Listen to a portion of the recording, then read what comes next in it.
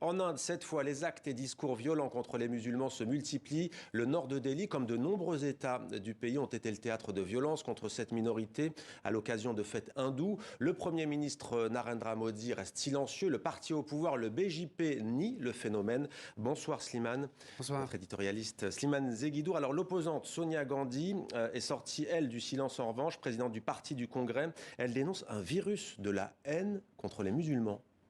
Oui, et de la haine gouvernementale de l'État. Par exemple, il y a quelques jours, des prêtres hindous se sont réunis en conclave et ont lancé un appel, une incitation à détruire ou à exclure totalement de l'Inde leurs compatriotes musulmans, qui, soit dit en passant, on dit que c'est une minorité, c'est tout de même une minorité de 200 millions de citoyens, qui fait que l'Inde est le deuxième pays musulman au monde, juste après l'Indonésie, et devant le Pakistan, qui, ironie de l'histoire, avait été créé pour se séparer de l'Inde, justement.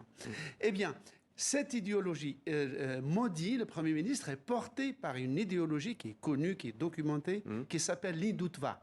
C'est une conception racialiste, ethniste, de l'identité hindoue et qui considère tous les apports extérieurs. Je compte l'islam, le christianisme arrivé avec les Anglais, plus le capitalisme et le communisme, qu'ils considèrent comme des apports délétères qui ont pollué l'âme hindoue, et donc tous les reliquats de ces invasions extérieures devraient être éliminés. Alors, ça se traduit comment ?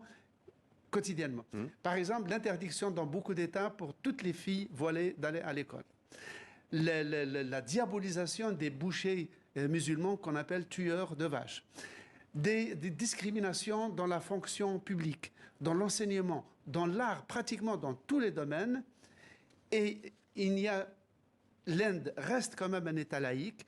Il y a une opposition, vous venez de citer Sonia Gandhi. Il y a même des scientifiques, 1600 scientifiques indiens de toute origine, qui ont dénoncé ce qu'ils appellent, en faisant un jeu de mots à partir du nom du Premier ministre Modi, en disant il est en train de créer une modification de l'âme indienne, lui qui prétend la préserver, il est en train de la détruire.